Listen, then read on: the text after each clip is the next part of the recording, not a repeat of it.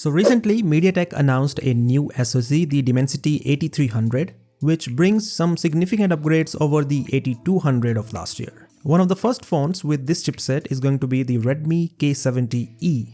It is launching at the end of this month in the Chinese market along with the Redmi K70 and K70 Pro. As the name shows, this phone is the successor to the Redmi K60E, which was the most affordable phone under the K60 series last year. The Redmi K60E had a Dimensity 8200 chipset, a 5500 mAh battery, and a Quad-HD Plus display, all of this at a starting price equivalent to around $300. The Redmi K70E is coming with some big upgrades and the company has started sharing the details already.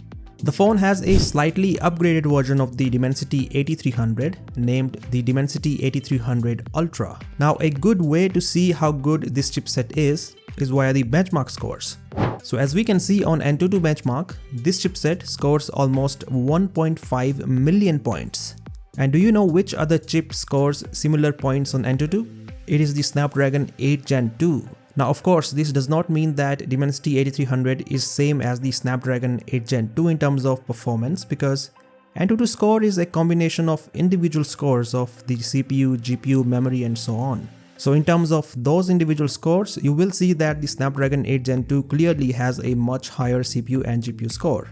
But when we compare the scores of Snapdragon 8 Plus Gen 1 with those of the Dimensity 8300, it looks like the 8300 is a clear winner here, at least in terms of the GPU performance. And even the CPU score is almost the same for both the chipsets. And on top of all this, the Dimensity 8300 supports LPDDR5X RAM and UFS 4.0 storage. The Snapdragon 8 Plus Gen 1 supports LPDDR5 RAM and UFS 3.1 storage. So the bottom line is, the Dimensity 8300 is an impressive chipset when it comes to performance. And as for thermals, we have to wait for some real life reviews of this SoC.